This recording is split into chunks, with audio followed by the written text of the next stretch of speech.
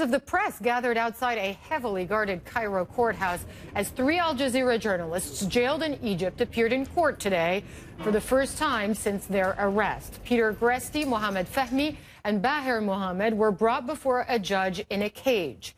And while the court was in recess, they shouted messages to other journalists to pass on to their families. The 3 men were detained more than 50 days ago now. The Egyptian government accuses them of joining or aiding a terrorist organization, the Muslim Brotherhood, in the course of their work, which any journalist would do. Journalists around the world have staged protests demanding their release, and all 3 have pled not guilty to the charges against them. A number of other Al Jazeera staff not present in the court today were also charged by Egyptian authorities.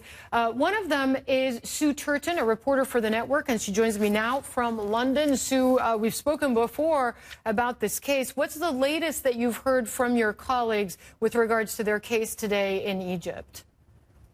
Well, as you said, that they were shouting messages to the various press in the press gallery in that courtroom. And really the sense that we're getting is they almost seem quite elated. I think they're just very relieved to see people they know and to know that the world is listening and that journalists like your own are there covering this court case. But I suppose the one message what we're all feeling is disappointment. We really had hoped that there might be an end to this whole saga today. The judge could have thrown the charges out of court. He could have granted them bail after he heard their pleas and really said that they could at least go and stay somewhere else, not in this maximum security prison, but instead he sent them back to jail for another 10 days before the trial will continue on the 5th of March. I mean, is there hope that at some point in the near future that this case could be thrown out, that their lawyers could make the case, which is such a legitimate one, obviously, that you're going to be in touch with all sides when covering events in a country? I mean, is there still hope there, or is the belief that this case is going to go forward? Do you know what, Hala? We just don't know. We don't know what they're going to bring as supposed evidence that we set up some sort of terrorist unit and we helped to promote this.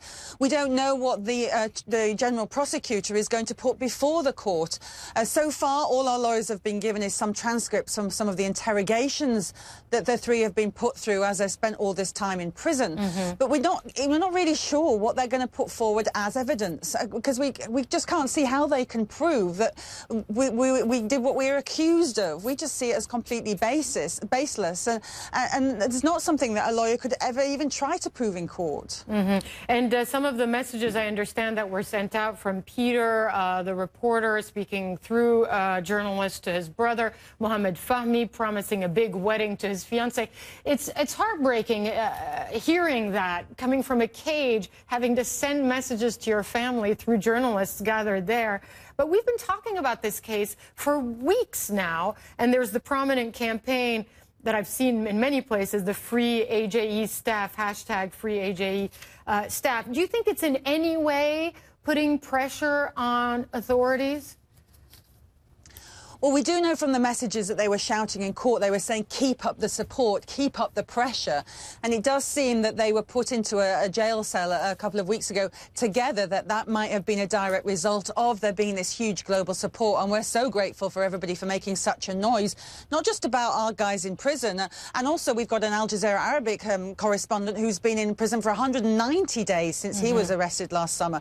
But also for the whole of press freedom. You just touched on earlier about how there is this huge crackdown going on in the whole of Egypt, where the people can't go about doing their journalistic business. They can't go and report freely anymore. There is a real fear on the streets for foreign correspondents and, of course, local correspondents.